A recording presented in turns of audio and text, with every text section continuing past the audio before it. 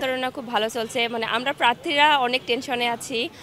আমরা মানে টেনশনে থাকলেও কিন্তু যারা ভোটাররা আছেন তাদের কাছে তারা অনেক আনন্দিত। তাদের কাছে মনে হচ্ছে তারা ঈদের চাঁদ হাতে পেয়েছে। তারা মানে বেশ উৎফুল্ল এই ডাকসুকে কেন্দ্র করে। কারণ আমরা যখন যাচ্ছি সবাই হচ্ছে ভোটারদের কাছে তারা পজিটিভলি সাড়া দিচ্ছে, বলতেছে আপু আপনাদেরকে ভোট দিব, টেনশন করেন না। কিন্তু যতই যা বলা হোক না কেন আমরা প্রার্থী হিসেবে তো একটু টেনশন থাকবেই। সব কিছু মিলেই হচ্ছে নির্বাচনের পরিবেশ খুব ভালো না, কিন্তু হলে মাঝে মাঝে খেতে যাই, কিন্তু আমার কাছে মনে হয়েছে যে শুধুমাত্র মন্নুজান হল বাদে বাকি হলগুলো খাবার একদমই খাওয়ার যোগ্য না। তো সেটা একটু উন্নত করা দরকার আমার কাছে মনে হয়। প্রার্থীদের কাছে এইটুকুই চাওয়া, আর এমনি সব মেয়েদের সেফটির ব্যাপারটা নিয়ে একটু কাজ করা দরকার। হলের সমস্যাটা আমাদের মেয়েদের ক্ষেত্রে আসলে এটা বেশি হচ্ছে ইফেক্ট ফেলতেছে। তো হলের প্রবলেমটা আমাদের অনেকেই করছে আপুরা, যে হচ্ছে তারা আমাদের যেরকম কিচেনের সমস্যা আছে, রিডিং রুমের সমস্যা আছে, তো তারা এগুলো হচ্ছে মানে আমরা যদি তাদেরকে সমর্থন করি তারা হচ্ছে এগুলো সলভ করবে। আমরাও মানে চাচ্ছি যাতে হচ্ছে মানে ভালোভাবে আর কি প্রবলেমগুলো আমাদের সলভ হয়। হলে যে খাবারের মান, আমি ব্যক্তিগতভাবে মনে করি সেই সব খাবারের মান ভালো করা, যাতে শিক্ষার্থীরা সেই সব খাবার খেয়ে সুস্থ থাকে, আর মেয়েদের নিরাপত্তার বিষয়ে জোরদার করে। ক্যাম্পাসে একটা উৎসব মুখর পরিবেশ দেখতে পাচ্ছেন।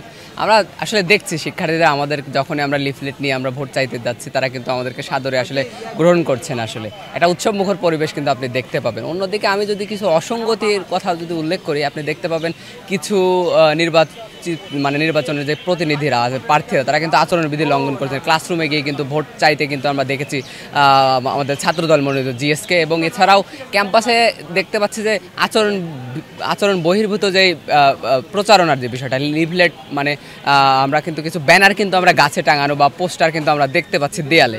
তো আমরা মনে করি বিশ্ববিদ্যালয় প্রশাসন এখানে কিন্তু ন্যূনতম কিন্তু কোনো আসলে পদক্ষেপ নেয়নি। আমরা এগুলো চাইব বিশ্ববিদ্যালয় প্রশাসন সহ নির্বাচন কমিশন যেন একটু পদক্ষেপ নেন।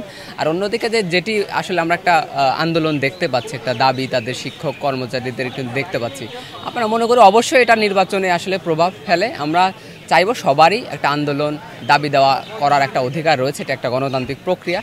তবে আমরা চাইব তারা যেন সেটি একটা গঠনমূলক সমালোচনার মাধ্যমে যেন করে, নির্বাচনের জন্য তারা বিঘ্ন না করে, আমরা এমনটি আশা করব আর কি। একটার মধ্যে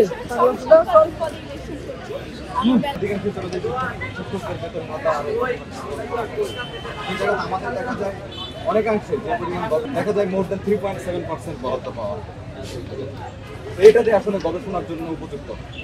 সেই জায়গা থেকে আমরা একাডেমিক এক্সিলেন্স নিয়ে কথা বলছি।